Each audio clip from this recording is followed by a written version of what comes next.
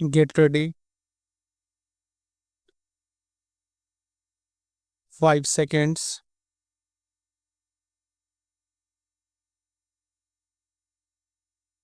In discussing the demands for grants of the Finance Ministry, we have got to see to what extent the administration of this particular ministry has led to the development of our national wealth and the securing of the welfare which our state claims to have in view. Madam, we must try to analyze very carefully the working of this particular ministry because it is not merely a department of the government, so to say, but it is the nerve center of the administration of the country.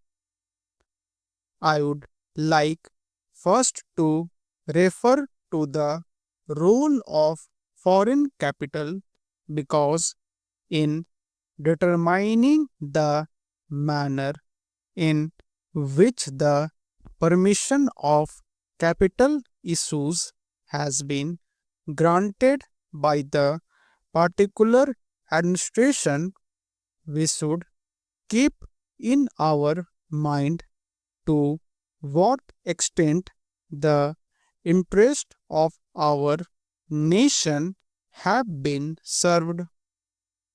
I fully endorse the statement which the previous speaker has made so far as repatriation of the investments made by foreigners and of profits are concerned.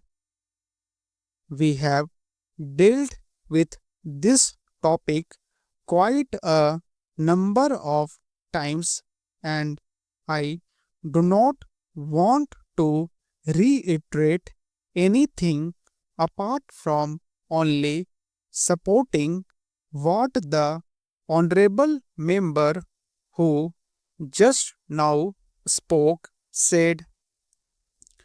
I would now like to deal with the investments of foreigners in India.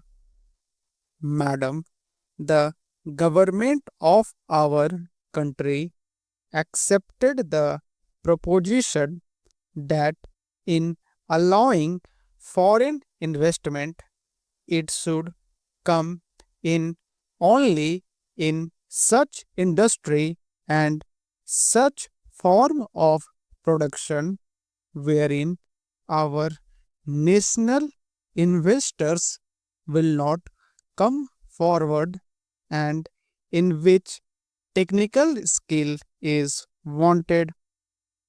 There is also one other factor which the industrial policy of our government of 1948 as adumbrated further in 1949 by the Prime Minister laid down. It specifically said that the control and ownership of such concerns should, as far as possible, be in the hands of Indian nationals and the technical know-how of our country should be developed.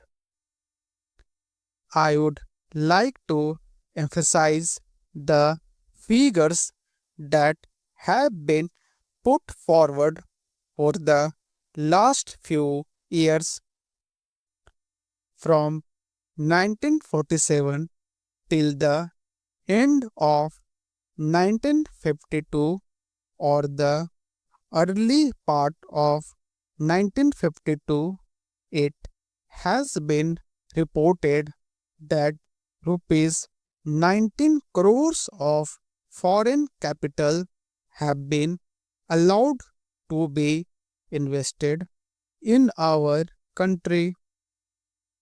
Of that, practically more than rupees 6 crores have been allowed to be invested in managing agency and trading enterprises in our country.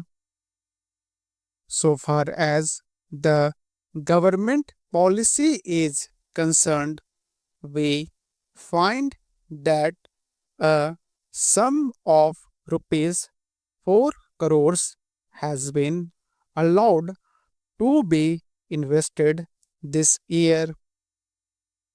We do not know how it is to be used up. We have been told that during the period 1948 to 53, nearly rupees 35 lakhs have been allowed to be invested in textile machinery and generally in the textile industry. We have seen to what extent cotton and jute have been dominated by the national capital and to what extent they play the role as against the demand for them.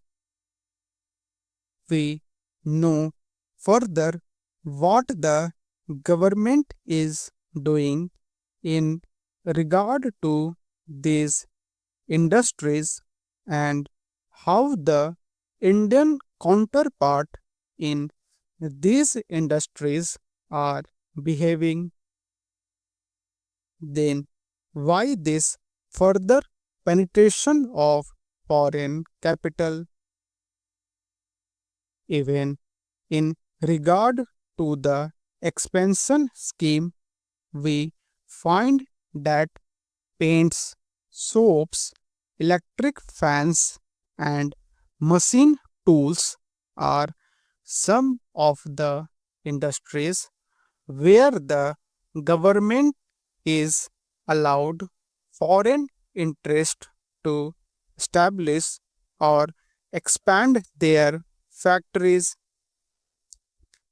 It will adversely compete with the production of the country when the indigenous producers do not find any market in this sphere.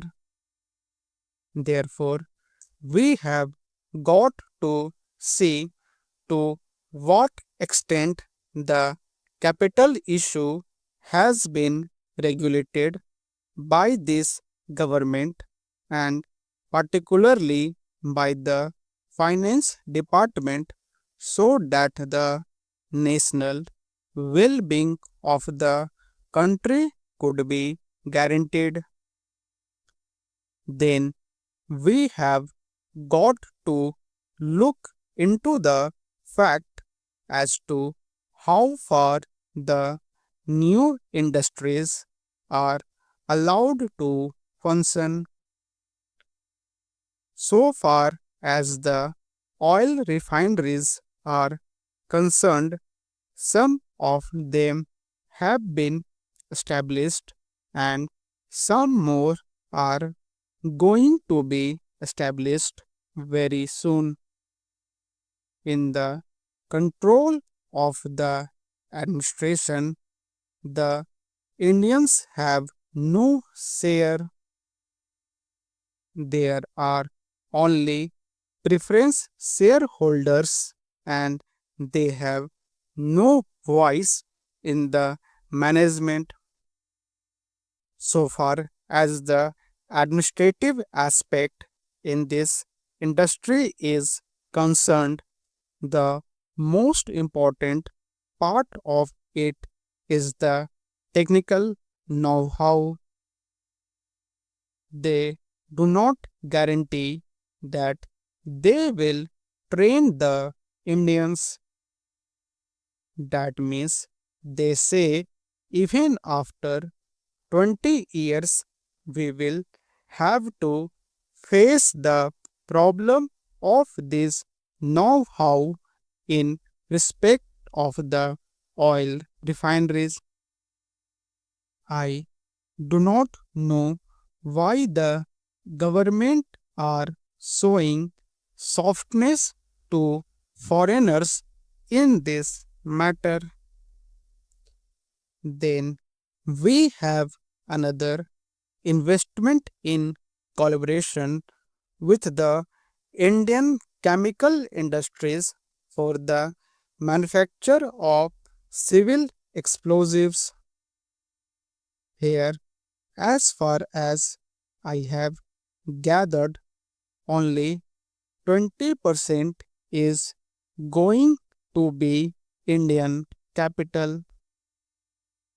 The majority of the shares will remain with the Indian chemical industries. Nobody else has been allowed to make any investment. It would have been better if other companies and private individuals had been given an opportunity to purchase the shares.